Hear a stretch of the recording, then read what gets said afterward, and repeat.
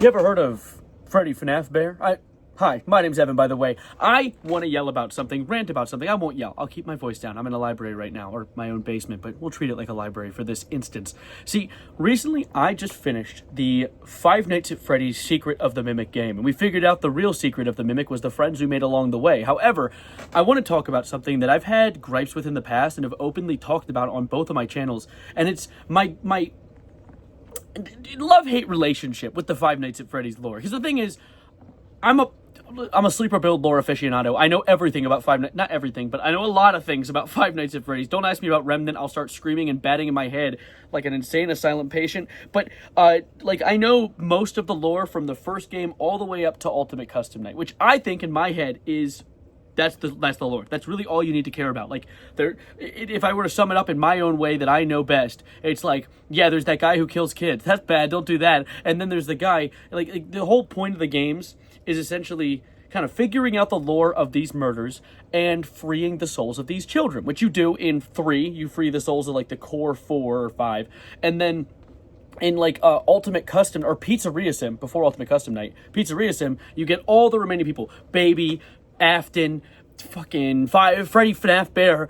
He has a bunch of shit in him, like the molten Freddy guy has a bunch of mixed ones together, and the puppet.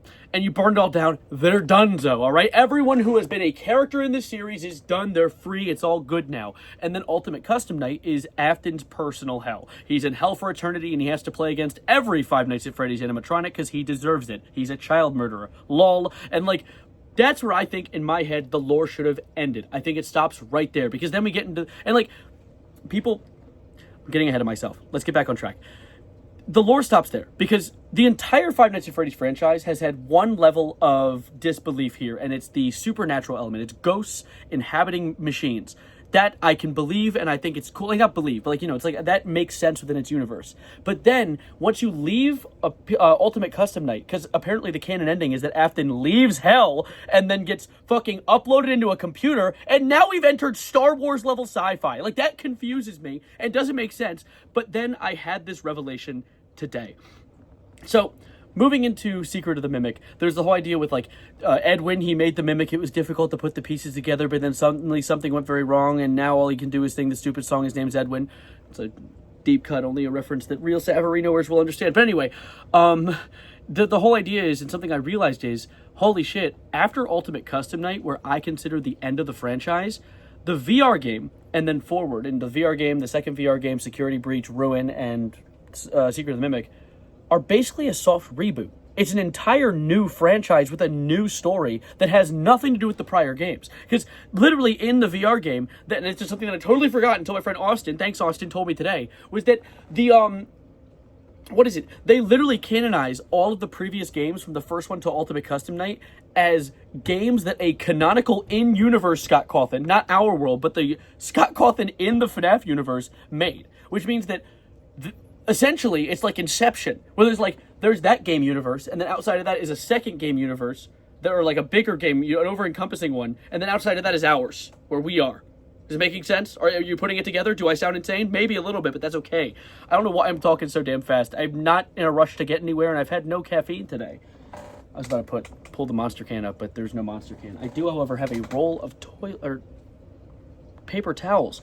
But anyway, for spills, for heavy-duty spills. But as I was saying, I think that a good little pacifier in my mouth is the fact that this new addition to the franchise isn't soiling the old stuff, because technically the old stuff has nothing to do with the new stuff. It's a game inside of a game. We're getting Inception in these bitches, FNAFception, if I may. So, you know what? Dare I say we can put it in writing here. I was wrong. I changed my mind. The new FNAF franchise, go crazy, go wild, add your sci-fi tomfoolery, because you're not encroaching on the OG series. You are simply doing something new. And I like new. I like art. I like the creation. I like fiction. I like people creating stories with their brains and their minds and the things inside their skull. I said the same thing 3 times, but we'll ball regardless. I think that this is great. I think that this has alleviated my concerns of the FNAF franchise. So moving forward, good on you, Freddy. Good on you, man. I hope that anyone who isn't necessarily super versed in the FNAF franchise was able to keep up with any of what just came out of my mouth in this video. And I hope that anyone who knows the FNAF franchise doesn't comment angrily saying, Evan, you stupid idiot dumbass, you are wrong about everything, and I'm going to come and find your house and then drop an anvil on your head. Because I don't really want an anvil dropped on my head, because that shit would hurt. But anyways, thank you for watching.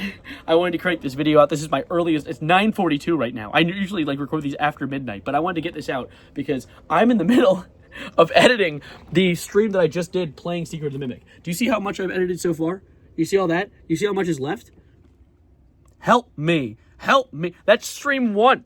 I still have 2 other 2-hour streams to do. I have 1 hour and 4 minutes left, and there's 10 minutes of edited footage. That's actually pretty good. I made 10 minutes out of an hour, which means that I'll get 10 minutes out of another hour, and we'll have a 20-minute video. We might be balling. We might be on track. Anyway, I'm keeping you guys for too long. Thanks for watching.